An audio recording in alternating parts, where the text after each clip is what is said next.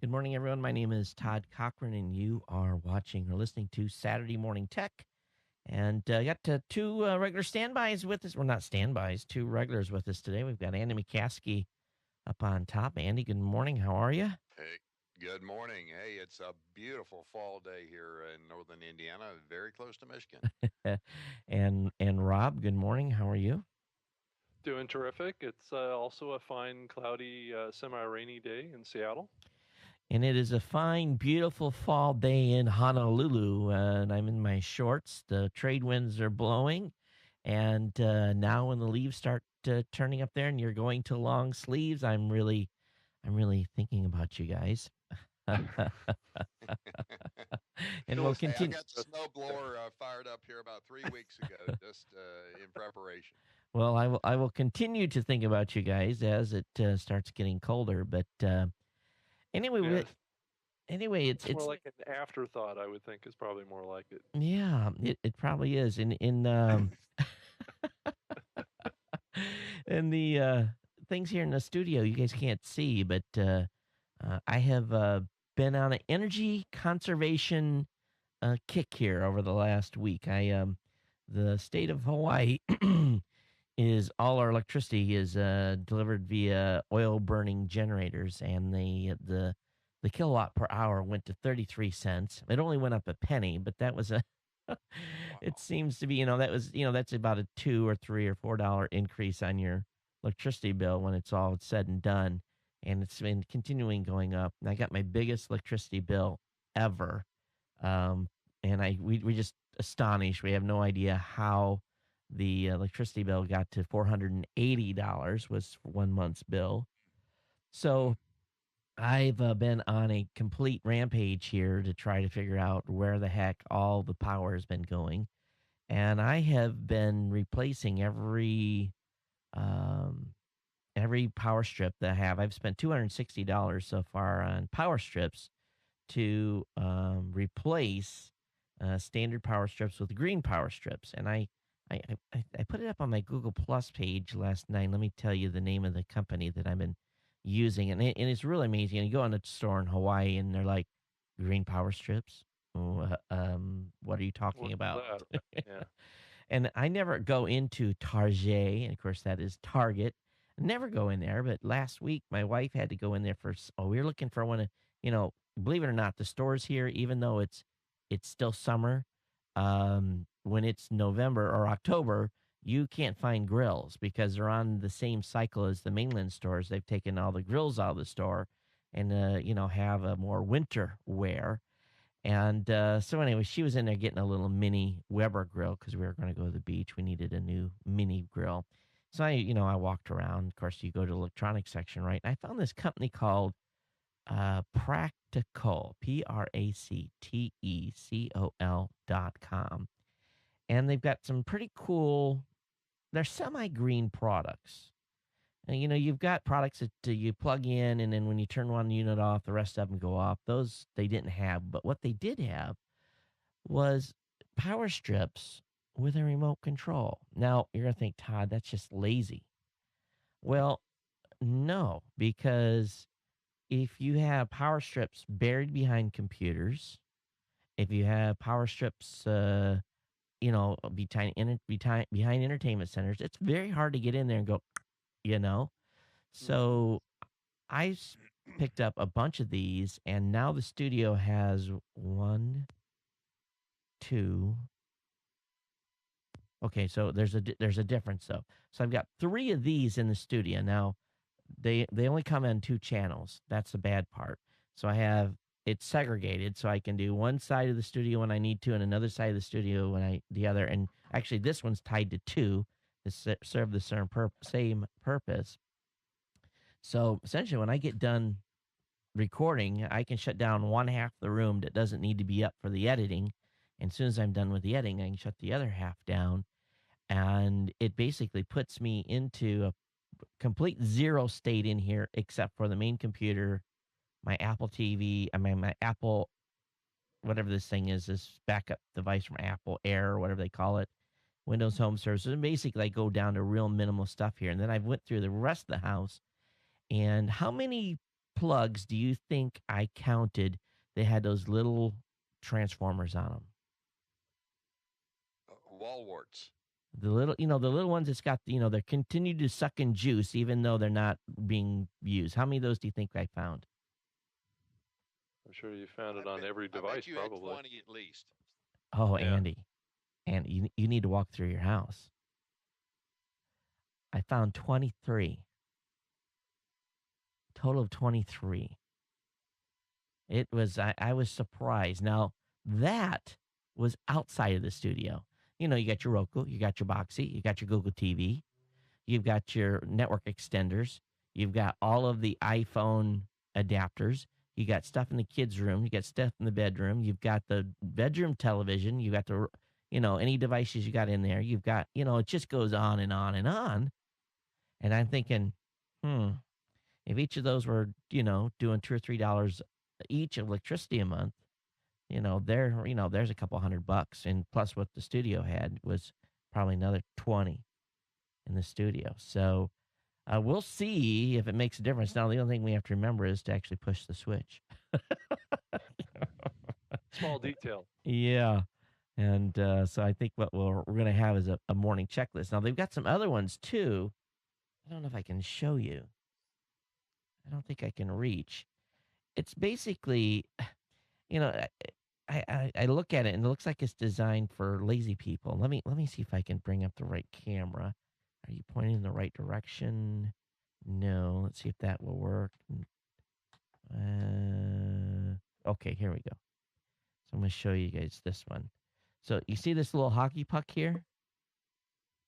Well, what this really is a switch. So what I did on a lot of the units, I put power strips on where basically I run it under the wall, I run it underneath the chair, or run it underneath but basically you push on this and it shuts the power strip off. And so really slick from being able to go to a zero state. So I figure if we do everything we're supposed to do and we leave the house, we will only have a couple of components in the main part of the house on during the day, and just a few components on here in the studio that I need to leave running. But we'll see. We'll see how it goes. But anyway, we're getting green here at the at Geek News Central, as green as possible.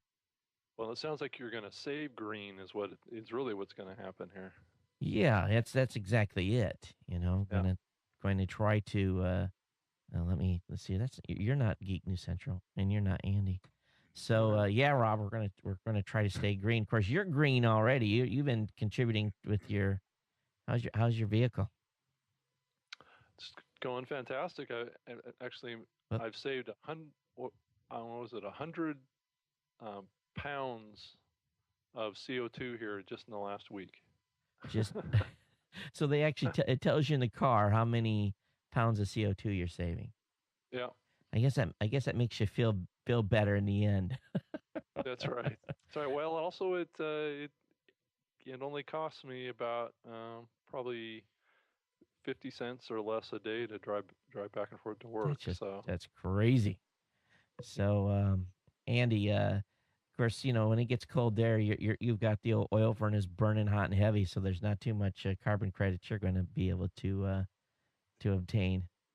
Yeah, well, we're fortunate. We're very fortunate in that we're on natural gas. Oh, I was following Michael Dell of Traverse City on Google Plus, I think, and he was talking about looking at scooters, and I actually went over to the scooter place to take a look at it, and it was quite instructive to see if you've got a regular commute through a neighborhood, or errands and so forth, how you could certainly save some money if you were in a climate that would permit that, and if you had a situation where you in fact could ride the scooters.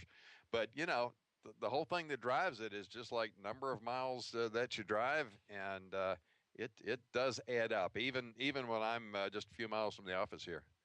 Though, Andy, the scooter situation's cool when you are So when we're warm, you can only get about 8 months of use out of that thing because you're going to freeze your tail off to ride a Oh, scooter. And 8 months would be rugged in this climate here. Think about 4 months. I think that that would be a little more realistic. and then that has to go into the financials on buying it. So, I've really, we've looked at a lot of things. My wife's vehicle is getting towards its end of life.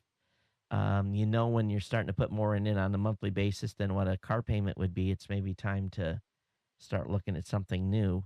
And Are electric bikes taking off in Hawaii? well, the folks that are downtown I guess in the metropolis, you see most of them don't have.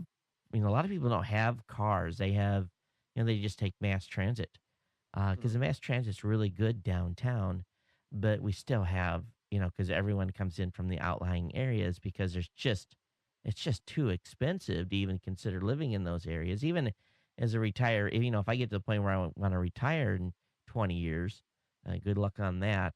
With the way the economy's going, but if I decided to retire at some point and the kids are all gone, then we would, we talked about maybe buying a condo downtown and living downtown and be able to lower our expenses by, renting a vehicle, and we needed one. And they're starting to get those like zip cars here, which is cool.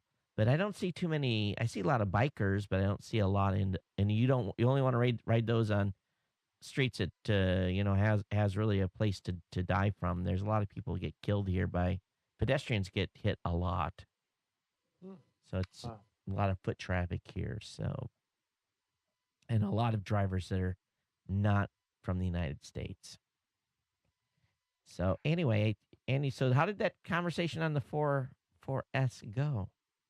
It went well. The conversation went exceptionally well because it turned out that Angie had gone in last week, and she said, "I really would like to finally go ahead and get an iPhone," and they Oh, cheerfully sold her one last week. This was not at the Apple store. oh, And as soon as she came in showing off her new phone, and we said, "Wow, how did you get that?"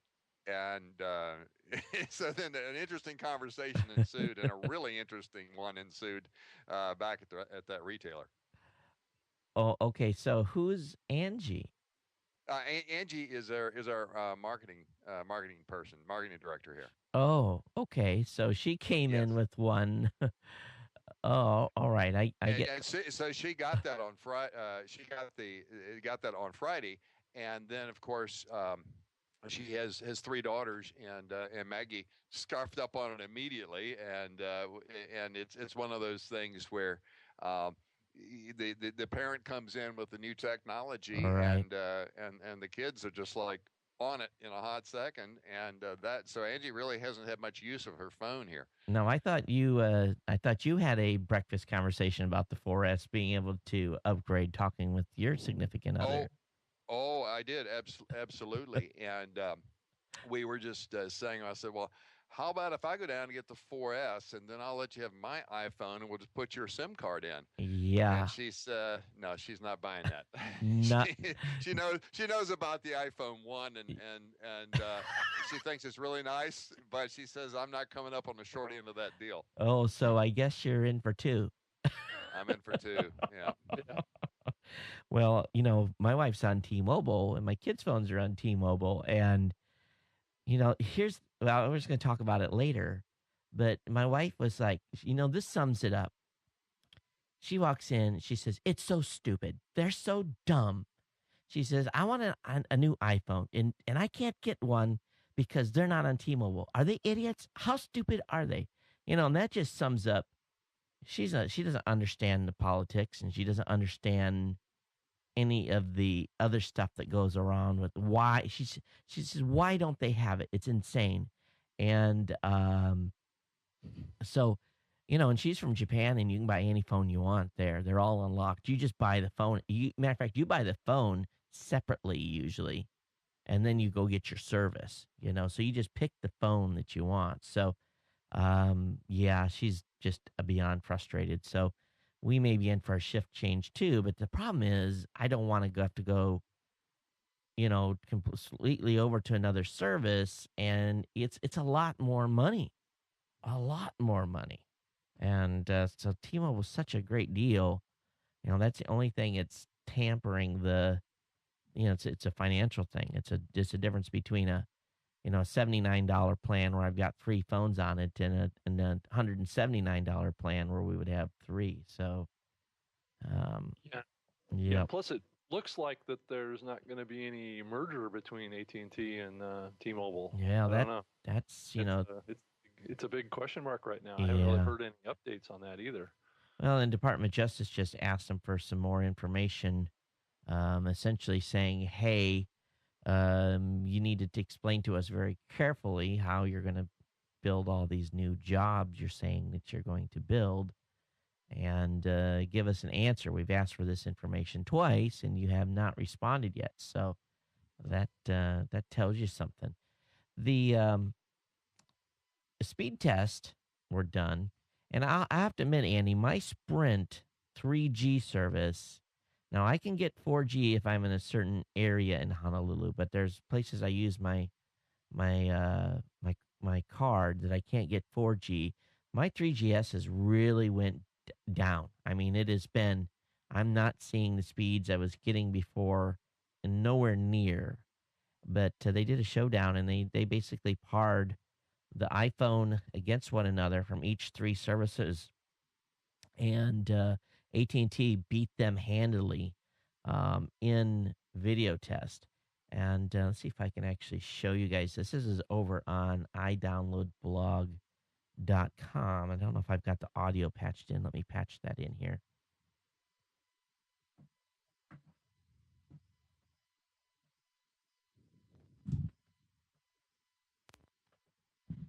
It helps if you plug in all the jacks. So let me go ahead and actually, this is a long video. We'll see how much we get out of it in the first couple of minutes. Okay, folks, now for our feature presentation. Yes, it is the AT&T, the Verizon, and yes, indeed, the Sprint iPhone. This guy's going on a talk for 10 minutes. Head to head. We're going to really show you what these phones are working with here in this video as far as speed is. All right. It's a 7-minute video, and you hear the Barry Manilow music in the back. So, but anyway, long story short here, AT&T much faster than Verizon, and so on and so forth. Of course, it's not really fair because the Verizon phone's not running on LTE. So what do you expect? I really wonder about all of the testing that we do, how we put a lot of faith into these things. For example, I use the speakeasy.net, the speed test there. And, we just routinely punch that off, and we believe the numbers that come back. But if you go over to DSL reports and you begin to look at other metrics, other measurement techniques, there's a lot of assumptions being made as the length of the file and then how many tries are how many attempts are made, and then trying to look at it not only the speed but the latency that you might have for a given test. And I think we love to have a goodness meter. But I don't know how you address that particular problem, but I think that sometimes the results I get from Speakeasy maybe aren't the whole story. Well, I think you're probably right. Now, that brings up a good point. You guys know about my speed increase, right? Have you guys been here since I've talked about that? Yep. Rob may not have been. Yeah, I haven't heard that. Yeah, so now all of a sudden competition came to Hawaii. And the local cable company, the local telco started offering 12 down, 1 up. No, 20 down, 1 up. And within days of them announcing that, for years and years and years, we've had no additional options. Lo and behold, Time Warner announces 50 down, 5 up. Wow. It cost me $100 a month for 50 down, 5 up. but I'm now able to get my video published before I go to bed when I do my show, which is remarkable. It's about a 38-minute upload for about a gig and a half. But So are you actually seeing those kind of numbers, or are you well, getting half of that, or maybe I mean, half. Yeah, half? maybe half. Yeah, maybe. That's I don't so much care about the down, but as long as I can see 2.5, 3 up, that's a big difference. And yeah.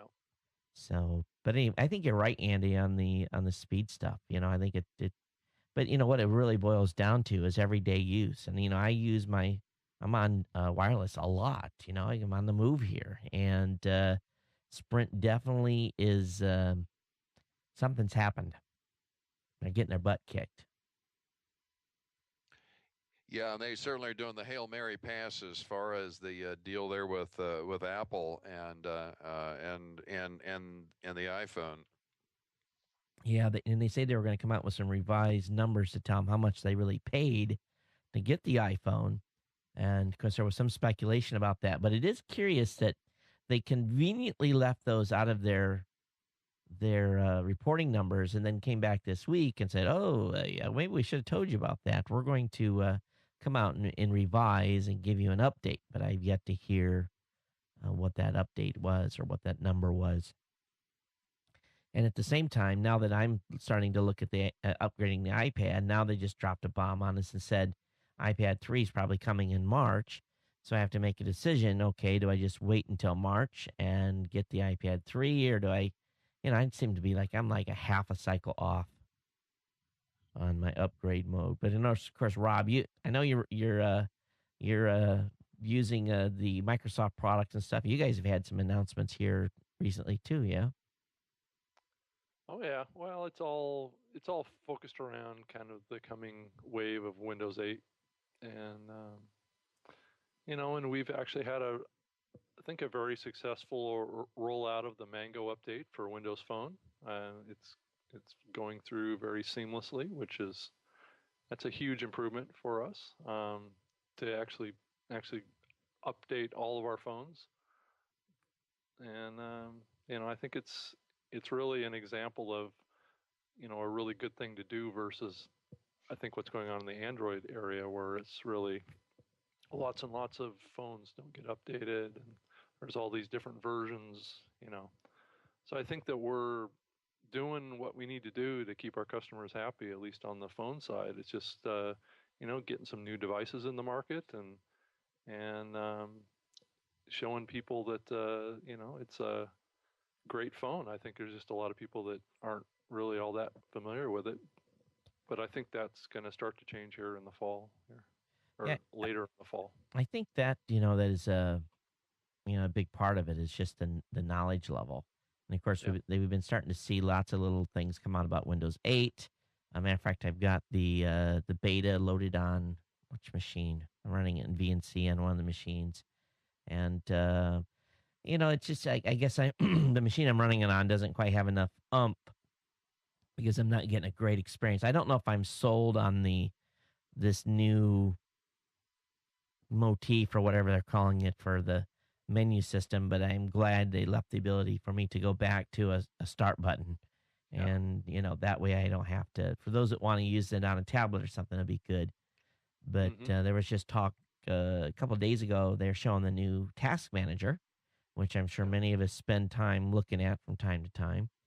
And, but the new Task Manager seems to be pretty nice, and it shows which program is actually associated with. And so I think that was a nice move, because sometimes it's on the Task Manager, you're guessing, all right, what exactly is this doing? What does this have tied to, and if I can kill it or not. So, I'm looking forward to seeing Windows 8 come out. I'm sure you guys are too, but yeah, definitely. It'll be interesting to see how it's received in the space next year. But with the iPad 3 coming, I don't know, Andy. Are you guys still on the iPad 1 as well, or are you going to push? Yeah, we're still on the iPad 1. I have one daughter that has the iPad 2, and very very happy with that. And my grandson's very happy with it as well. Yeah, I'm I sure. don't know if you had a chance to see the little kid with the iPad, and then someone handed her a magazine, and so she's trying to get the icons to move and zoom and Yeah, I and saw that. all the hand gestures, and it was pretty comical.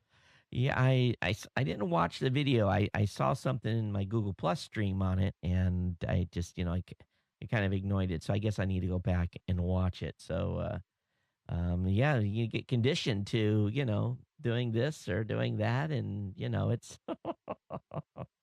Yeah, I think it is a really, really good thing to see, though. I mean, I think using a computer is becoming simple like that, right? I mean, I think it's a really, really good thing that we're starting to see that now. It's like, and what you're seeing with Windows 8 and you're seeing with Apple products and you're seeing with, Android and all this stuff is that we're trying to get closer and closer to a natural user interface and more kind of naturally ways that we do things in the world. And I think it's going to pull in a lot more people, and it's just going to make people's experience using these devices much better. I think. I mean, I'm really optimistic about the next 5 years of how we're going to kind of use computers and how they're going to really impact our lives in a much different way than I think we've been used to up till now. well, I think also what I'm seeing here is a very interesting shift. Um, it's that time of year where we're only a couple. Gosh, we're only a couple months away from Christmas, Yeah. and and they're already starting to ramp up for Christmas stuff in the trees, and just I mean, Christmas stuff in the stores. So I'm just, it's kind of me like, oh my God, already, But the kids have not had an update on any handheld gaming consoles in a while. And so I know I'm kind of at the dinner table, and I'm like, well, what do you guys, if you had a top five list, what would be amongst your top five device or things that you would want for Christmas, and just kind of getting a random poll here. And my daughter, who's 15, of course, she wants an iPhone, and ha ha ha, good luck on that. The 14-year-old, he's like, or 13-year-old, he's like, well, if I can't have an iPhone, I want an iTouch. And my son, who is 7, he says, oh yeah, I want an iTouch too. And I'm like thinking, okay, why? Well, we can play all the games and stuff. And um, Apple is, in my opinion, at this point, at least in this family, the big consoles are still cool for the shoot 'em up stuff. But when it comes to the fun stuff in the car or, downtime and they're just in their rooms, the Apple products are winning over big time. Now, what I kind of thought about that for a little bit was I'm thinking, all right, if I get two iTouches, and I don't know what they cost right now, $149 or something like that, which is actually quite a lot. And I actually have one here, so I could actually recycle one into a Christmas present that I don't use. And but if I link them all to the same account, if I put a special, if I put a new account in on Apple, I can buy the game once and it'll go into all the devices. And so, it's pretty simple. My son comes in, he's got my iPad in hand and he's like, Dad, can I have it? I'm like, how much is it? And, 50% of the time it'll be free. And so I just go ahead and I'll load it for him. And the other 50% of the time it's $2. And so I kind of have a little internal counter here of, what, but $2, yeah, Dad will get you that for $2. And if he does that every couple of weeks, at the end of the year, he's got 100 games. And it's or 50 games. They have done an amazing job at infiltrating with our kids too. They are, you just talk, Andy, that little girl, she wasn't so little. I don't know, maybe what, 8. How old is she? I'm not sure, but yeah, in that general age group, Yes. and of course, so she might have gotten her start on the iPod Touch, And then, the aspiration is, when you're 14, 15, whatever, so you can graduate to the iPhone. But it's a very interesting strategy that Apple has developed there for ensuring a customer base for years to come. Oh, they've done an amazing job. They really have. Now, Rob, with Microsoft, they're baking gaming into the mobile devices. I don't know if anybody's seen any of that yet, right? Well, it's been in the Mango software from day one. I Oh, mean, it has. Xbox, you know, kind of experience is built into the Windows Phone. So yeah, I mean, it's a great gaming platform, and I think as we see, these Windows 8 kind of slates and devices and laptops and these new really thin laptops that are coming out, I think they're called the Ultrabooks. Um, those are going to have touch screens, and they're going to have a lot of capabilities that are going to be able to play games too. So I think you're going to see a similar situation happen on the Windows side, where these devices all become touch enabled and much more natural user experience, right? That's gonna be very similar to what we're really kind of already seeing in the Apple ecosystem already. So it's just going to be a ubiquitous thing. It's going to be those type of user experiences are going to be across the whole spectrum of computing now. It isn't just going to be on Apple products. The question is whether it's going to be buy once for multiple devices. That's the question. That's a model that is very, very compelling. And I'm looking at, really, truly TCO type stuff, total cost of ownership stuff. Yeah. It's been a game changer what has happened here lately. But Yeah, I don't know about that. I think I think over time, I think that things are going to have to go that way, but there's going to be some resistance to that oh because yeah, there's been a lot of existing revenue streams that have been coming through based on buying a game for a particular device, and if they make it on multiple devices, then that's a big cut in their revenue stream. And I think it's a big issue in the video business too, and to some extent the music business. So yeah, I think that's the big area. I think as you look out, over the next couple of years of friction in the business of content online is just over time, um, there's going to be erosion in margin and revenue for content online. There's so much pressure constantly for the cost of content on these platforms to go down. Um, and I'm just, it's an interesting phenomenon. I mean, if you look at how profitable, these type of companies are, um, the the only real savior of trying to beat your forecasts or whatever is to scale, get more users, because over time the margins um, drop, and the pressure to do exactly like what you said is to buy once play anywhere kind of scenario is becoming more and more. And then soon there's going to be more and more subscription stuff too. So that's another way that kind of erodes the sales for these companies too. So you kind of have lots of pressure on that, and I think it's good for the user. I think in the long run, I think.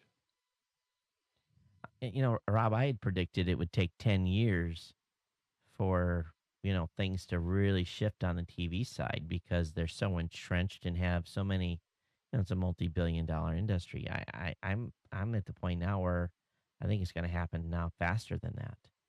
But I think I think there's two, but you have to keep in mind that the cable industry still has a pretty strong hold on we know their market, and they're not going to, them and the major studios are not going to let go of that easily. It's not gonna happen as quickly as I think many people would like to see it happen. Has the new Xbox dashboard been rolled out yet, or is that coming? It's coming. It's coming. Yeah, I think they announced November something. I think they announced a date when they're going to roll it out. So it's coming soon. Hmm. So that'll be curious to see how that goes over, and especially it's it's kind of interesting, Andy. Here, if you think about what, not to put Rob on the spot, but if you think about what Microsoft is doing, they're rolling a new dashboard right before the holidays. So what's the game plan there without Rob having to say something he's going to get him fired? It certainly makes you wonder, and particularly when you combine that. I don't know if you saw the promo that I worked up there for CES. As what keeps us coming back year after year after year. As enthusiastic, as much fun as it is to be a little bit geeky with things, there are genuine surprises that occur each year. One of the surprises last year was the Google pulling the plug on Logitech right at CES with the Google TV, and then now rumors that it's going to be coming back again. And if Microsoft has an offering there, it's a very dynamic kind of marketplace, and I think that's what makes it fun. I think we're 14 days away from the Google update. We're predicting based on everything that's been said and looking at these, we think the 29th is the day that they're going to punch Honeycomb out. Maybe not the 29th. Maybe they'll do it on the 31st. We're hoping they're going to do it in time for Blog World because we're ready. We're Google TV ready. The app's been ported. We've run it in simulator mode. We're ready to go as soon as they punch. And I'd sure like to show that off at Blog World. Speaking of Blog World, we got to talk about Blog World for a second. Should have done that at the top of the show. Andy, I know you're not going out. I'm going out. Rob, I know you're going to be there. But I had a conversation with, I don't know if you guys followed what I said. I wrote a pretty strong blog post. I put a very strong thing up in Google Plus. And 2 weeks ago, well, not 2 weeks ago, maybe it's only been a week, a little over a week and a half ago, as the new media sessions started popping, I was just livid. And the lack of them, and then Paul Colligan and his YouTube mandate on the digital broadcast side. I don't know how you equate YouTube to digital broadcast. That's YouTube is YouTube. YouTube is not broadcasting. But I guess he considers that broadcasting. But so anyway, I had a long talk with Rick. He called me. I'd sent him an email first saying, "Hey, let's talk. I need to find out what the heck's going on." And they're trying to put some additional sessions together, but they got their 120 rooms already filled, and there's only so much they can do in squeezing the schedule. But and they had some other circumstances too beyond their control that impacted them. But Rob, what do you think of Blog World and the Micromin subtitle new media? I don't know. I mean, it's really kind of an interesting thing. I mean, I pushed really hard to get the session that I proposed in there, and I was surprised how late in the game they punched that in. Right. I mean, I didn't even really know about the session that I had planned until just like in the last week or so, and it feels a little last minute to me, and the whole podcasting side of things seems to be something that they had planned to have something going, but it didn't sound like they really put a lot of effort into it and made sure that it was solid. And there's not a lot of pre-promotion. The sessions are locked down pretty late, so people aren't going to be all that familiar with it. But I'm glad to see that it's up there, and the session that I put together is coming together. Though it looks like there's still no location for it yet, from what I can tell. So that's also another example. Well, I think I saw I did see the room numbers, but she sent me a link to the master spreadsheet. I don't think she was supposed to send that to me, but I got a look at the master spreadsheet, and I think we do have rooms. I don't think we're out on the show floor anywhere. But I basically told Rick, I said, if you're going to want to get people that are creating media, if you want our media creators to get excited about this show, I says you got to dedicate some sessions and some resources to this. I says you have 120 sessions on blogging, mommy bloggers, mill bloggers, real estate, all this other blogging stuff where there's just huge overlap in topics that are almost the same. And then you have two tracks, and originally just one track, but now you've got two tracks that are, I think, a total of, I think I counted 8 sessions. And I'm like, slap us in the damn face. Come on. What are we supposed to do? How am I supposed to get someone excited to come to this event? And Todd, go ahead. You got my email from a couple days ago. Yeah, I was right on the bubble you were. until I saw the advanced virtual ticket. 5, count them, 5 digital broadcasting topics, and I'm sorry, I can't take a week and fly to Los Angeles, which now you say it's 8, but I was really very, very disappointed.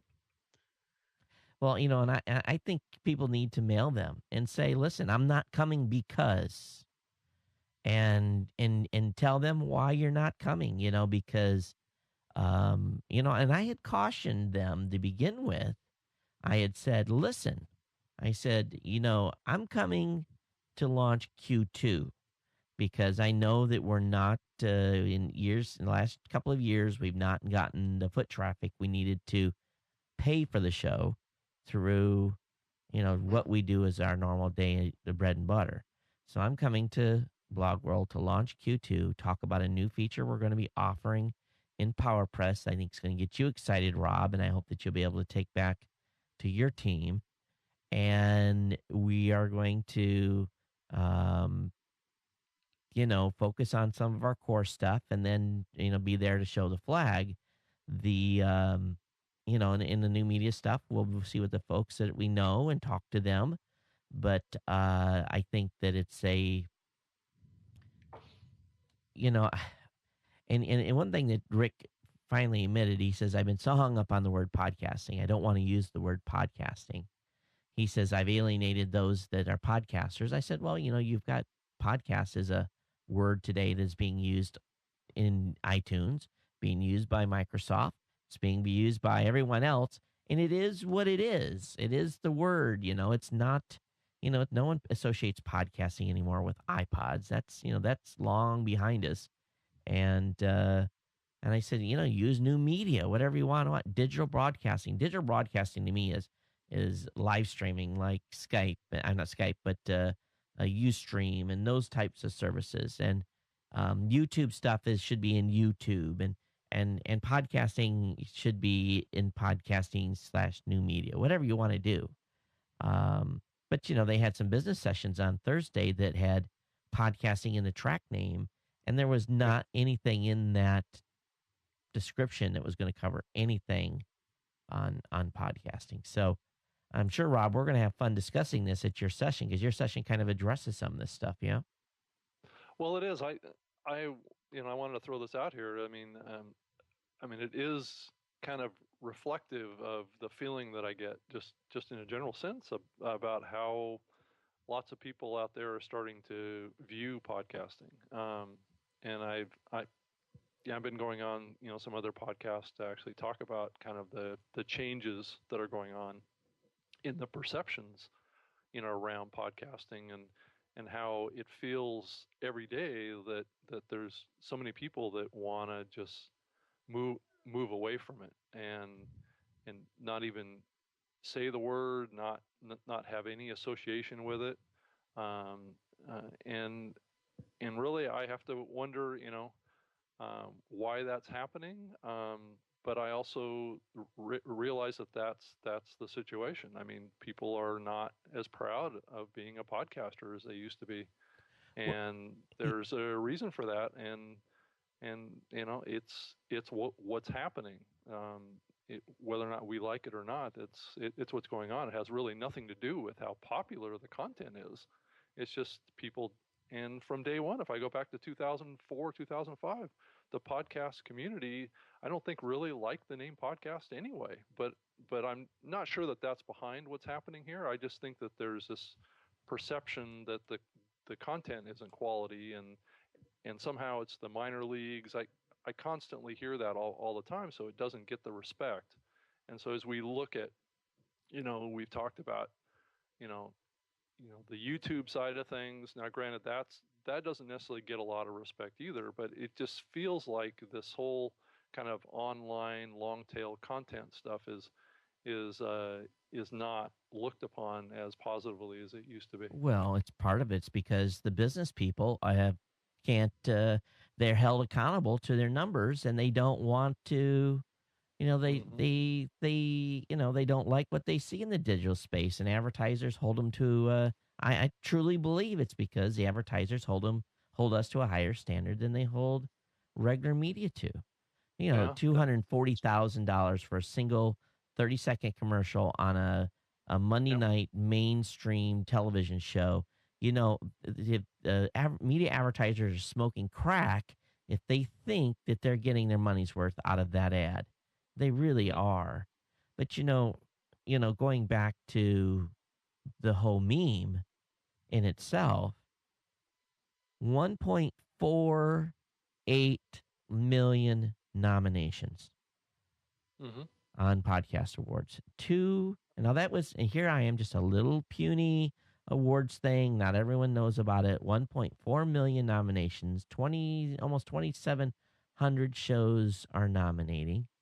I'm getting reaction on this now where we are seeing well over 1 million hits a day on the website. Matter of fact, we had to add some more horsepower to the server and actually load share for the very first time this website's traffic because we couldn't handle it. And if people are telling me that the popularity of the media is going down, I can sit here and talk facts all day long and say you're crazy. Yeah, I don't think that's the issue. I don't think that the popularity of the content is going down at all. I think the audience is growing, the content's getting better. I mean, all these things are happening at the same time, and it's really totally, it's not a rational thing. It's people that are not really knowledgeable about this area Right. that are passing Judgment on them. Yeah, they're passing judgment, and oftentimes they don't even listen to podcasts, and they're not making podcasts, so they're not familiar with it. It's easier and it's less kind of, I don't know. I mean, the new media, commercial broadcasting. Yeah. You've got 80 years worth of experience, or more, probably 90 years worth of established practice that you're kind of working against. I have really great hopes regarding this from the ubiquity of the receiving devices, that as smartphones become more and more the norm, then and particularly with the iOS 5 and I assume similar sorts of things on the Windows side, where you do not have to sync in order to be able to have content pushed to the device, that becomes a real game changer in itself. Just the fact that you have so many devices that are capable out there, and I think that is that adoption is well past the inflection point as far as very rapid adoption of the devices. But Apple did not make it any easier to consume new media on the new iOS 5. As much as they have the new sync, they did not make it easy. You have to have your computer turned on. But there's an app for that. Well, there is, but it's nothing like being native, though. You know what I mean? Nothing Mm-hmm. like being native in the phone. Now, and I think, Rob, going back to the name, I think I have and the meme around wanting to call it podcasting. And I think part of the channel, I told Rick, I said, you have the difference between a blogger and a media creator are night and day.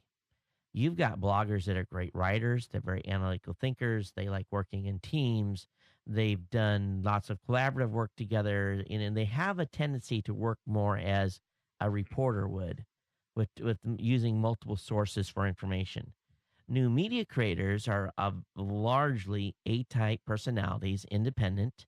They do their own thing. They want to build their own brand. They want to maintain their own art, and they are not team people at all.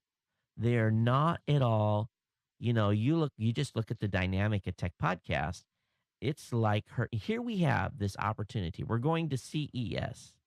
We have a broadcast studio on the floor.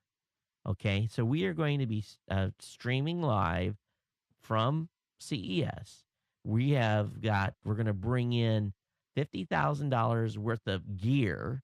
We're going to have a team that's going to cover the show. Yet we have TPN members that are going to go to CES and cover the show on their own instead of being part of the team. And because they want to do it their way and not as a group. Now, you got a handful of us that understand the power in duplicating our efforts. But, who in their right mind would not utilize and jump upon the resources of the entire audience? Well, they're afraid, number one, their audience share is going to get impacted.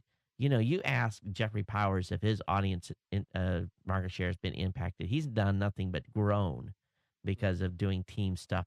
So, I think what you're dealing with is with artistes and individuals that are wanting to control their message very tightly. And that's why we've got two tech podcasters that are going to CES on their own. They're going to do their own legwork, spend their own money to bring gear in, and not be part of the team.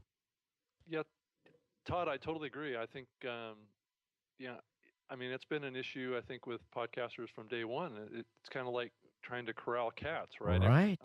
Everybody wants to run off in different directions and do things, and we see that every day in the overall kind of business practices of podcasters Oh my too. gosh, How they absolutely. run their podcasts and how they publish feeds, and there's not a lot of consistency in how that's done, and that creates this perception of it being kind of not a professional platform necessarily.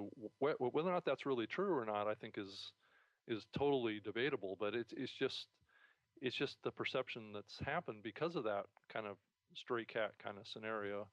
And I also really think that maybe we're coming into a new kind of time with the whole aspect of the downloadable media part. If you think about the growing trend around the cloud, and you think about how we have kind of ubiquitous broadband, wireless broadband, all the time, with us. If you look out into the future, how important, or what share of our consumption of media is going to be centered around downloading a file to a device versus clicking on it and just playing it, right? Well, and now, granted, it's still downloading. That's a little bit of well, it is, yeah, but it's more about perception. See, like right. The Mango phone or the new Windows Phone. Okay, the podcast marketplace experience is built into the phone. It has the all of the feature areas that's in the Zune software, and it has the whole catalog, right? It has all the genres. It's just a search thing, and you can find any podcast that's in my catalog of 30,000 feeds. But one thing that happens on the phone, though, if you're on 3G, I know if that file is too large, AT&T won't let you download it. Right. But if you click play on that episode, it'll actually start streaming to the phone, right? Right. So you get direct access to that file without having to download it. Though it is a progressive download, the user thinks instant gratification, right? Yeah. Versus, it's this delayed gratification scenario, right? People want access to things now. Like you just click a button and you have it, right? But this kind of subscribe and then download scenario, um, I kind of wonder if that's kind of old school now, and it's drifting away. And I think that could be part of this perceptional issue around podcasts of how it's kind of from a an earlier time when bandwidth was a little bit more limited, right? So we had to download something, and it wasn't reliable to play something via streaming via wireless, but now it is. So I think if you look at the big picture of what's happening here, maybe podcast is not a term to describe how this content is going to be consumed going into the future. Well, I think I have been very vocal on my show about getting the media many, many different ways. And there are other shows, there are other groups out there that, man, they push subscribe, subscribe, subscribe, subscribe, and you see it in their numbers. Sure. You see the shows that are heavily hammering subscriptions, they're running 80-20. And I'm running 15% iTunes. And the rest of it is this myriad of other devices. So part of it, too, is I think how the content creator promotes it, how they tell people to go get it.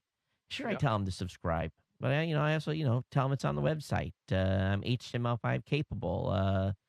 All those things that allows them to do that instant gratification. And I fully understand that, but I think people don't want to know the technical part, and they don't care that it's downloaded, even if they're pressing play to play it. They just want to get it, So. We went through a number of iterations of that in the recreational vehicle marketplace, and finally we have just settled on the term internet television. People tend to confuse internet and Wi-Fi. They know that if you've got Wi-Fi and internet are kind of related. That if you've got Wi-Fi, you're okay, and they understand television. And we've found the whole notion of over the top. We'll say. It's similar to the technology that Netflix uses to put movies on your TV. And we found that those two reference points are probably most successful in quickly communicating. From a technology standpoint, we're oftentimes guilty of over-communicating as far as how much people really want to know about this stuff. And we see stats that are similar to national stats. People are watching video at their lunch hour, and they're watching video for in the evenings. And then there's this, these rock and, there's peaks and valleys within that rest of the day. But the audio stays pretty consistent all across the day. And you see more spikes in the morning on audio. And obviously in commute times when people were accessing content. So, we don't see this spike of before where we used to see a spike where people were sinking in the middle of the night. People are not doing that. People are, consuming as they need. And so I think that's a big part of it too, is that, if the audio and video components have a time and a place. And people are consuming video when they have on their lunch break, and they're consuming audio when they're at the gym. So and if you don't have both, they're not going to listen to, some people don't listen to either. So, or one or the other. So you have to have both. So, I think that, really, I think the consumption patterns, if you look at it from the past here into the future, is really driven by access. Right. Because if I think back to my own show, that I did back in '99, and then if I think how people consumed my show back in that time frame from like 2000 to 2003, it was mainly as a stream. Yeah. So, back in those days, a lot of people were getting online on, using dial-up, right? So our bandwidth was really restricted, and so people would stream my show on a portable device, and then on their PCs, because they just didn't. A lot of people were accessing the 28.8 modems back in those days. I think we tend to forget that that's kind of the history here, and it really does kind of show you a reflection on how people consume media based on their ability to get connected.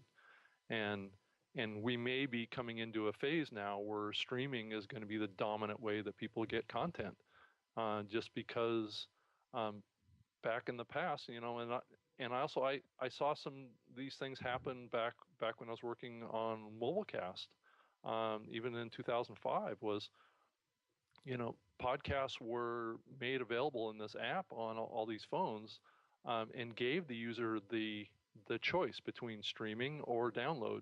And 97% of the time, people selected the streaming. And I just think that's where we're going. And is podcasts as a name really descriptive of what that is anymore? I mean, if you're really defining it based on what a podcast is, a podcast is an automated delivery of a media file to your device, right? Yep. Are we moving beyond that now? I mean, is it not about that anymore? Is it? I think too many people vote. I think there too many people are hung up on the name. I think the way I think about podcasts now is the actual independent content. I don't necessarily relate it to a downloadable syncing media. I consider it just it's a show on the internet. Well, I think that there are lots of people that think of the name podcast as a type of content. And then there's a lot of people that also think about podcasts as a delivery platform. And I think it depends on where you are, what's your level of knowledge, right? People on the business side, I think, understand more. I mean, I see this in my own company. At a small company like Microsoft, is that there's this small perception company like Microsoft that it's a download right platform, right? And the perception is that we're moving beyond that, and it's not something that they see in the future, where if you look at how users consume this content, Right. podcast describes more a type of content, right? So this kind of, I've heard this term, and it's not a very positive term, but podcast ghetto, right? I mean, that's the perception that a certain part of the business side of things perceive podcasting, and then the user of podcasts thinks of it more as a type of content, right? And so you get these kind of the both sides of the spectrum of what this is, and I think that's why we're still seeing it grow and be popular with users, is because people love the content. But from a business and platform and all this kind of stuff, it's not relevant to those people anymore. So is one leading the other, or is the users gonna drive us towards the future, keeping the name podcast, or are the platforms and the business side of it gonna force it to change? And I think that's the real issue. The thing is, it's just media, and if people can get beyond that. Yeah, I think that the download piece is always going to be there, and it needs to be there, because people, we really don't have true ubiquitous broadband yet. I think we are close to it, but who knows, that last 5% may never come. It just may not be practical to expect that you can get broadband everywhere you go on the planet, right? Andy, you're showing me a pencil. What did you want to say? This is kind of like manipulating chopsticks here. What I'm trying to do is I'm trying to illustrate something that, from a marketing standpoint, people had talked about for years, that consumers are really looking for the very best thing is something that's free, that's perfect, and it's something that they have right now. So if you have a 555 it's something that's perfect for what they're looking for. It comes to them free, and they can get it whenever they want it, immediately on demand. And I think that a part of what we're talking about here is that if you're people can be successfully positioned at fixed points in this free perfect now matrix, or this three-dimensional space. But if you're not consistent with where you are in those in that area, then you get people aren't quite. They know they can get it quickly, but they're not quite sure of the of how good the information is, and or the quality level. And so I'm thinking that there may be uh, confusion in people's minds because they don't know exactly where to position this content in that space. And maybe as content producers, we're at fault with that. Or as producing podcasts under a specific brand, that we're not consistent in what we're delivering. I've this is something that I look at a lot because it's it affects my business directly, and um, but I think it's largely the content creator's fault because you have again folks that are focused on content creation and have very little, you know, I guess for a better word, business savvy on, okay, we've made it. Now what do I do with it? Yeah. And we see that every year when we go through and look at, 2,700 different sites, the range of what people put on their websites and how they make their content available. And it's pretty remarkable. You load a website and you're like, what was this guy thinking? And you load the next one, you're like, oh, there's a cool idea. So there's all kinds of stuff that are, that is happening in the space. And I think the simple fact is they're creating media. But, we're tracking 130 plus devices that are consuming this content. And little does the business world know, but millions of people are tuning into this content just because they see a portion of it on their network. But you X that times 130, and that gives you an idea what the real breadth is of how media is being consumed. You're saying that it's understated then, or it's underreported? Oh, Is that what you're saying? yeah, absolutely. Absolutely. We see nothing but numbers going up, I have to actually pose another question. I mean, what do you guys think about? Do you think that the average user of digital media has a higher expectation on quality now than maybe they did 5 years ago? Oh, I think, yeah.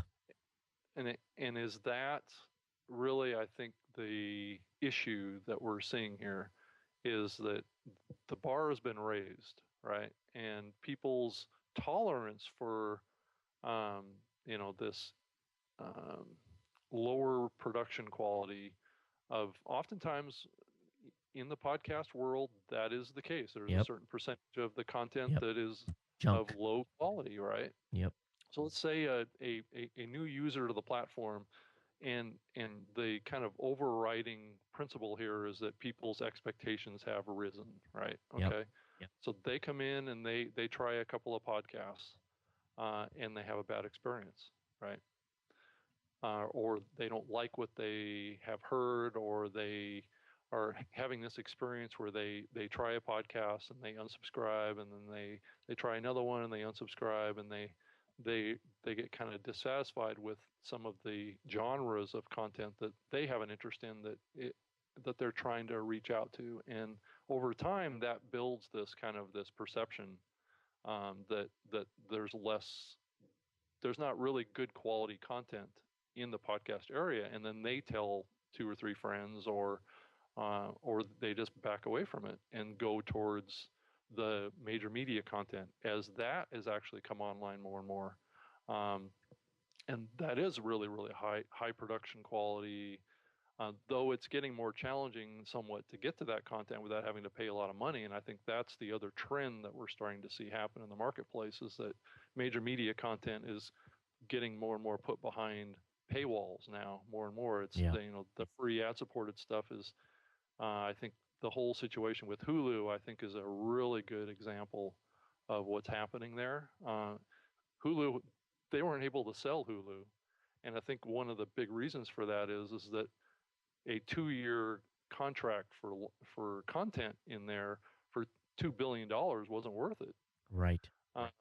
And I think over time, that content's going to get pulled behind the firewall at the online piece of Comcast and Time Warner, and less that major media content is going to be made available as a free ad-supported stream off of the web. And I think that's kind of what we have going on here. I think it's an opportunity for the independent content providers like us and like lots of other folks out there that are making original content for the web, because this big media content is going to become less accessible over the web. So I think you kind of have double things happening here. I think it's an opportunity, I think, going forward with this type of content to get more audience as more people cut the cable and all those kinds of things and move towards that. But the quality has to be there to almost match what's been going on the major media side. I think that has to happen for that to meet with the expectations that the marketplace has.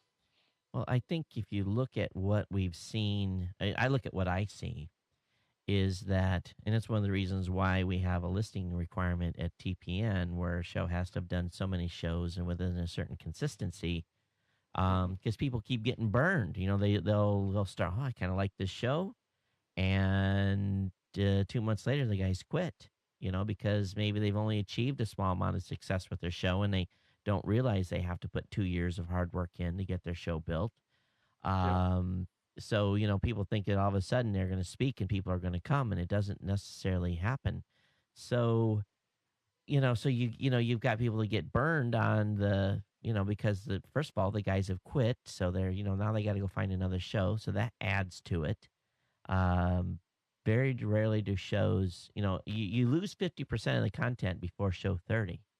So that, that's not a high, that's a pretty bad success rate from that standpoint.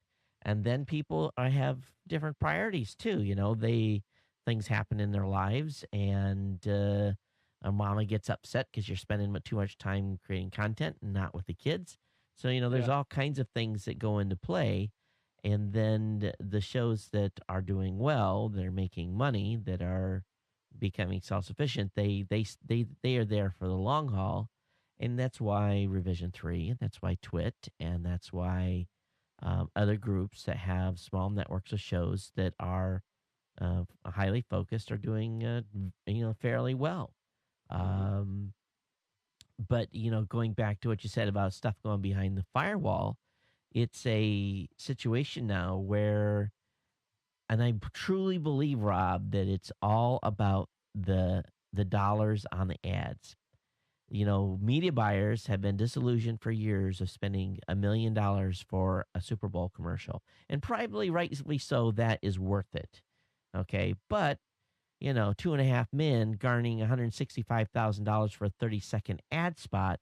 Somehow, I would almost bet if I could take that $165,000 and spend that on a campaign that would last 90 days, I would get tremendously more response from that ad than they would on that 30-second ad spot they got. But at the same point, the ad buyers are assuming that they are getting, because of Nielsen ratings and because of everything else, they're assuming without any real metrics what they're getting from that ad buy, because they're seeing, I'm getting 5 million people that are watching it. That must mean 10% of them have reacted. So I'm getting 500,000 responses, because that's that's what everybody does, right? So that's how they justify these huge dollars. But when they come and spend that same money with me, they're getting a real number of how many people react to that campaign, and they're saying, well, that's not me. That we're not going to pay as much for that because Yeah, it doesn't make sense. they have the real number. In TV is fantasy land. It's purely Andy. What have you seen on TV? We cut the cord. What have you seen on TV recently? Name me one thing that you bought because you saw on TV in the last year. Can you think of anything? Well, it's the same with radio too. Yeah. I'm thinking. Or Yeah, I as haven't bought anything. as Curly used to say, I'm trying to think and nothing happens. All right, so was there anything that you can remember of mine in the recent future that TV influenced you to buy?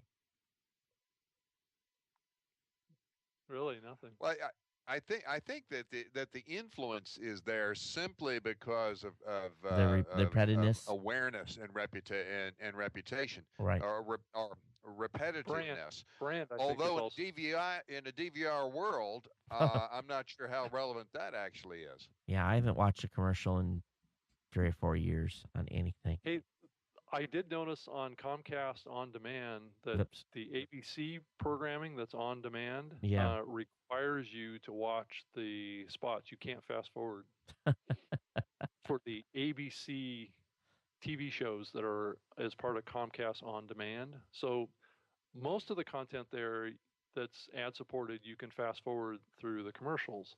But ABC has decided to lock that out. So that capability is starting to show up. I was a little surprised when I saw that. I was like, okay, this is a little glimpse, I think, into the future of digital delivery behind these firewalls. Is that they're going to require you to watch the commercials? I So think clearly that's the direction that this is going. so let me talk about here without giving away the cat without the cat.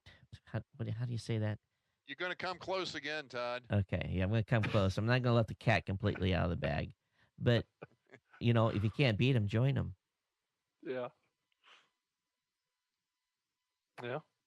It comes to that. It gets to that point where if the media is what it is, and they say it is what it is, and then you have to adopt. As much as the users are going to hate it, you have to adopt their model to a certain extent. Yeah. Because it's what the media buyers understand. Yep. I thought that was really now, granted, that's been going on to a certain extent off of streaming off the websites, right? Right. You've had to watch these short little ads, right, that break in between the content, like what's on broadcast, right? Yep. But this is the first time that I've ever seen an on-demand stream of a TV show that forced you. There was no way you could fast forward through the ads. Right. And I think that's even going to come to probably paywall related content too. I think that's the only way that they're going to be able to duplicate the revenue that they've gotten out of broadcast sites. So if you think about cable television, Yep. they get revenue from the cable subscription that you pay, plus they get revenue off of the ads. But so if they can duplicate that on an online delivery platform, then it's going to happen. Well, the problem too is it doesn't. Again, the dollar amounts that media buyers are willing to pay for digital is many times lower than the amount that they're going to pay for traditional broadcast. And it always blows me away that it should be the opposite. Well, and I think it will be at some point. And the other thing is that those are almost the equivalent of fixed costs. That if you to bring a particular product to market, and I wish Angie were here on this conversation, because this is a world that she's very, very familiar with. That it's kind of like, what bucket of money does it come out of? And if you come in there with a particular campaign, your media costs are kind of established and well known as a function of the price point for that product and its expected life and expected return and so forth. And it's kind of like, okay, we know to launch this kind of product, that we're going to spend about $500,000 over the course of the introduction period over 5 months. So, okay, that's $100,000 a month. Well, and also the mainstream media has fixed costs they have to meet. So it's like you said, it's a certain amount of money that, when you look at, you have to pay the actors, you have to pay the grips, you have to pay the unions, you have to pay the writers, you have to pay everyone down to the person that or cleans the toilet on the sets. So there's all of those costs that they have that we don't. So from that perspective, I think on a profitability margin, I would almost bet you that new media has a much higher profit margin the way we've been. I'm not arguing that. What I'm saying is that from the perspective of the advertiser Oh. in their business model, they have baked in that particular example, a 6-month product introduction, $100,000 a month. They just plan that in there, and that's never going to be challenged because history has shown them over the last 25 years that that's the amount of money it takes to make that happen. And because of that, it takes a person who's willing to kind of step out of line a little bit and say, why don't we carve off 15% of that and just see what new media can do for us. But the easy way is to just write the check, just as they always have. Oh, Andy, I think the keyword there is that you just said it. Easy way. And media buyers are inherently lazy. They're going to I'm going to piss some media buyers off, but they take their IOs out and they rewrite names on the IOs or redate them and then resend them back out. And very few of them are willing to take risks, because take risk means you can get fired in that business. You don't want to get fired. You're trying to get to the next level. You're trying to move on in a year to the next job. So you do what's safe. You don't take risk. And this goes into conversations we've had many times. But Rob, getting back to your point, case in point, I don't know what needs to be changed. All I know is that consumers are still consuming the content. Yeah. Well, and I think, these big media content providers are under a lot of pressure to shave costs off their production. Oh, yeah. Because they know that the margins are not there as much on the digital distribution side, and those margins are going to be eroding. So the only way they can really keep profitable is to cut costs, which puts them on the same trajectory somewhat as the independent content providers, right? Yeah. So we're seeing kind of the big media guys cutting costs on what it costs to produce content, and I think that's a little bit reflective in the growth of reality television. I think is definitely a reflection of that trend. And then you look at the independent producers. I mean, look at like a Leo Laporte. I think he's a classic example of what's happening. He actually just built a $1 million studio, right? This is a guy that spent his first 5 years doing his shows out of a bedroom in a rental house, So, he's upping his game, right? That's where we're at here. Todd, yeah, I mean, you're another example. Is that, the independent producers are upping their game and the big media guys are downscaling their game. Right. And somewhere, I don't know if it's going to be a few years in the future, that there isn't going to be a difference between ABC and Leo, right? It's true. I mean, what's going to be the practical difference? The only difference is going to be is what type of content is being produced. That's the only difference it's going to be. It's going to have the same production qualities. It's going to have almost the same costs. Now, granted, that doesn't bode well for actors and people down in Hollywood that have, are driving around Maseratis or something like that because they're working on a TV show. I don't think mainstream media is going to go anywhere. I mean, they're not going to go anywhere anytime soon, but I think they're going to be challenged. But you also look at what Leo has said. I heard him say that it's costing them about $1,000. Anything they put online now, their fixed cost is about $1,000 to do an episode. Now, I don't know if that's delivery costs of the media, editing, and everything else, because he's got a pretty significant staff there now. But I was at NAB and we were promoting some stuff we had, And I had a guy come up and say, "Oh, I'll create media for you, no problem. I'd love to do it. We can get the cost down to $10,000 an episode." And I just laughed at the guy. I'm like, I said, "Who are you kidding?" I said, "My production cost, and I know how much I'm making. Um, my production costs are nowhere near $1,000 an episode. No way. Well, if it was, you probably wouldn't be doing it, right? You're right. I wouldn't be doing it. You Yeah. know, absolutely not. It has to be, for the average. I think, Andy, I don't know if you figured out what your per episode cost. Have you figured out, you got a studio there, you're leading the pack. How, what do you think your per episode cost is? It's sure not $1,000 an episode. There was a piece in the journal. It's probably been a month ago, talking about, and I think the fellow was an economist. But what was of interest is he said over the years he had gone to he'd been on many network news shows, and he just shared. He said, I was on a morning show for a national, and I don't know whether it was CNN or NBC or whoever, or Fox, whoever, but he said, I went to the address at the appointed time, and he said basically I knocked on the door, and this person came in and welcomed them in, set him down in a chair, kind of powdered his nose, and said, "Look at the camera." Camera was being robotically operated from New York. This guy, there was no receptionist, there was no makeup artist, there was no security guard. It had been hollowed out by the combination of one person doing like what 10 years ago would have been 4 different jobs.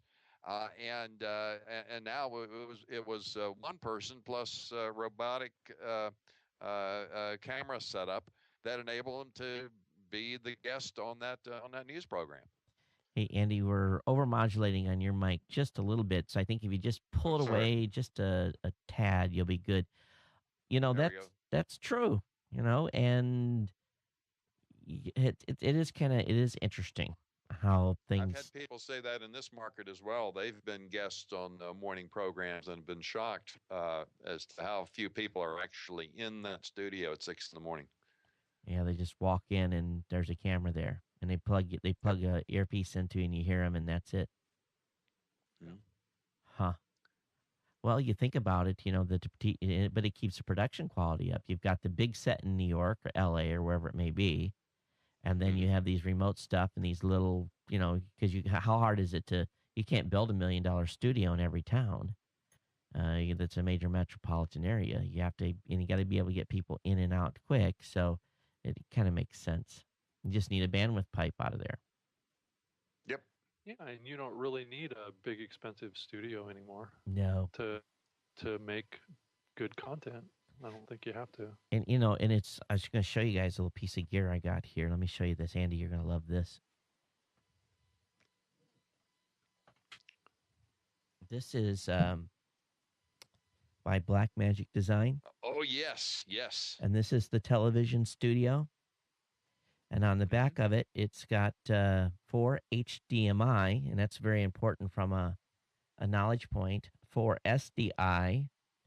It has a USB 3.0 port that will feed another computer. Now they've kind of shortchanged on what they were supposed to originally deliver in this. They haven't delivered exactly everything, but it's got a network plug here, and basically what you do is you control the switcher via a desktop app. Got a little 12-volt power supply. There's 2 SDI outs on this, and then there's multi-view. So I take this right into a monitor, and I can see 4 cameras. How much you think this is, Rob? So you can do 4 camera switching. You got either HDMI input, so in other words, you can use a standard a camera that you buy at you can buy one at Walmart and put on here. Or you can go with Pro inputs, for SDI Pro inputs, and those cameras start at about $4,000. Or if you want to feed it a video input that is SDI, little heat sink here. How much do you think this costs? $1,500. $1,000. 1,000. That actually was the first number that came to my mind, but So But I thought up it a little bit. so I'm going to tell you this, and it the software is Black Magic doesn't know what they have on their hands. They have they're so thinking on big media. They don't really realize how close they really are to having something very remarkable here. And so you can do some lower thirds with this. Nothing too fancy. It actually loads the lower thirds into the RAM on board this. So you cue them into the device. And then all you need is one monitor to see the multi-view. You can buy a control surface, but they're pretty expensive. So you have to have if you know what you're doing, you don't even need the multi-view. You just cue the camera, but you would probably need a computer plus or something with a dual monitor. You would need a computer to take the H.264 output out of this here into one of their applications they have. This was originally the control surface was originally supposed to do the video capture on board. Maybe not on board the device, but on board the software, and that has not been implemented. But the only thing that they really missed the mark on is and I haven't figured this out yet, is an AES, and maybe Andy, you'll tell me, AES/EBUN. This is where the audio goes in, and it's just a BNC. So I don't know if that's just I don't know if that's just a norm, and I don't know if it's digital or if it's analog or if that is.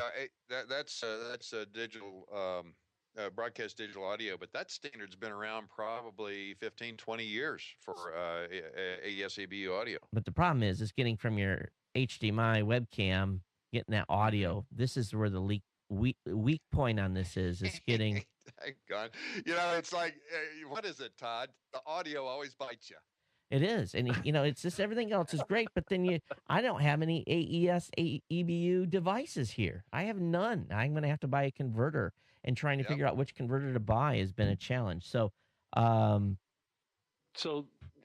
So what you're saying is that thing is getting really close to being a replacement for a $5,000 TriCaster? I mean, a $25,000 TriCaster? 25. Yeah. 25. Yeah. So, two of those you can do 4 cameras, and most people don't need more than 4 cameras. Especially if you're doing a show like mine, you would need 2 inputs for guest, my one primary camera, maybe one other, and you're done. So yeah, sure, I've got 8 cameras here, or 8 camera inputs. Do I need all that? No. But here, $1,000. I'm thinking, So what I'm going to actually make this into is my travel studio. It's your portable studio. Yeah, it's going to be a portable studio. How do you incorporate the IVGA capability there, Todd, in that situation? You don't. You come out of a separate computer that's a Skype machine, and you basically convert analog. Your basic Mac Mini with HDMI output. There you go. You can use that, or you can go and do a analog to SDI converter, which are about $500 a pop. You can do it that way. So there's it's and there's nothing to boot. You just turn it on, and it runs. So and they got bigger ones. You can spend $2,500, and I think you can get a bigger channeled one. So this is just the base model, and Wirecast, I think, is going to be working with them to integrate something there.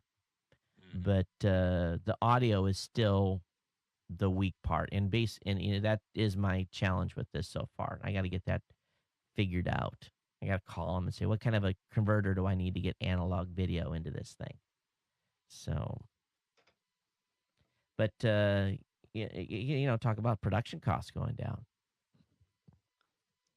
So what does that mean, do you think, if you think about it, if you look out a couple of years on more and more of those type of devices coming into the market, do you think that that's going to spark a new growth in absolutely content creators? Is that what you think is going to happen? Absolutely. There's thousands of podcasters that are not in the position Todd is to buy a $25,000 TriCaster. But there are a lot of people that could spend 1,000 or 800. But that 1,000 is just for that controller unit. I mean, Right.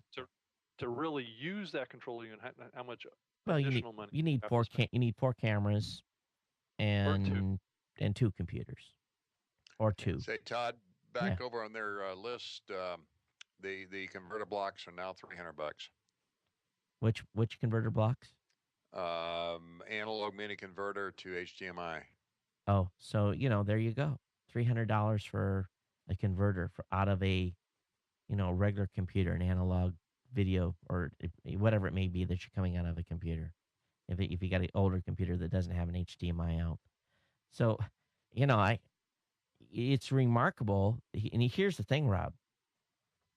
That HDMI plug, boy, big camera makers don't like that because what did Leo build a studio on? Consumer cameras. He didn't use $5,000 Sony cameras that I've got sitting in front of me. He used consumer cameras with an HDMI out, and he's going HDMI to SDI. What'd you say? I said he'd probably use $500 or $600 cameras, right? Right. He bought 60 of them, but he, and he used a Blackmagic switching box, a switching assembly where he can run those all into one box, and he has 8 outputs out of that feeds his TriCaster, so he can mix and match whatever camera he wants into whatever input, and it's remarkable. And you think about low budget studios, as I will be honest, as I start improving the studio, we may actually downsize the size of the cameras in here. Mm-hmm. Yeah, I've been in Leo's studio, and it's kind of scary being in there when he's broadcasting because there's so many cameras in there. You got to be careful. There's so many microphones around everywhere, and you gotta be careful. Well, they do a good job isolating. Yeah, I was at that launch party down there, and he broadcast the whole thing, and it was just shocking. I saw the kind of recorded version of what he did down there, and it was amazing how many shots I was in different parts of there as I was talking to different people at the event down there. I mean, he's just got cameras hanging all over that place, and it's so easy just to switch around, and it's really amazing. And you keep 2 or 3 of those as backup in a box. You got $1,500 in backup cameras. You have a camera go bad, you just slap a new one on. Mm-hmm. And you're not going to the Sony dealer and saying, here's my credit card for $5,000. Send me another camera. Yeah. And the stuff he's doing looks awesome. Now, does he have any big cameras, or is it all those little ones? It's all little ones. Yeah, I didn't see any really, really big cameras there at all. Yeah. He's got this big boom that that swings around that he can get way up in the air, and it can come down. And it kind of floats around, and then he has them hanging from the ceiling all over the place. Yeah. But it was smart. Now I think he's got 4 sets in there. Yeah, but it's pretty modular. He can reconfigure stuff pretty easily and create a new set if he wants to. Right. But yeah, he's got 4 kind of areas that he does shows in. Yeah. So it's something for all to strive for. I'd love to have a big studio like that too and do some cool stuff. And I've looked at my price tag here in Hawaii to do something similar, but with only one big set that we would roll stuff in and out of is 2.5. That's the price of Aloha. And but Andy, with a device like this, you can lower some cost in a hurry. Oh yeah. Yeah. But, it's not perfect, but they've got a ways to go. But I think give them a couple of years, and Blackmagic is going to be knocking on NewTek's door. Oh yes, I think it's absolutely true. Yeah. And just yesterday or the day before, Microsoft closed on the Skype deal too. I don't know if I'm sure you guys saw that. I mean, so all this time and after the company announced that they were doing the merger with Skype. It actually didn't happen really until just yesterday. Yeah. So now Skype is its own separate division of Microsoft. It's the Microsoft Skype division now. Huh. So we'll have to see how that impacts our experience. I mean, we're using Skype right now. There's aspects of Skype that definitely need to be improved, and I think as we think about the cost of producing high quality content, I think Skype could be a big player in that from the standpoint of, if we can up the quality of the video, we can make it widescreen more easily. I mean, if I look at what we're doing today, I'm using a HD, 1080p kind of quality camera, but Skype isn't really able to deliver that in its true form. And as our bandwidth goes up and as the capability of these recording platforms happen more, I would love to see us get to a point where we are always broadcasting in at least 720p widescreen for all the shows that we do with you, Todd, and me a lot too. of folks too.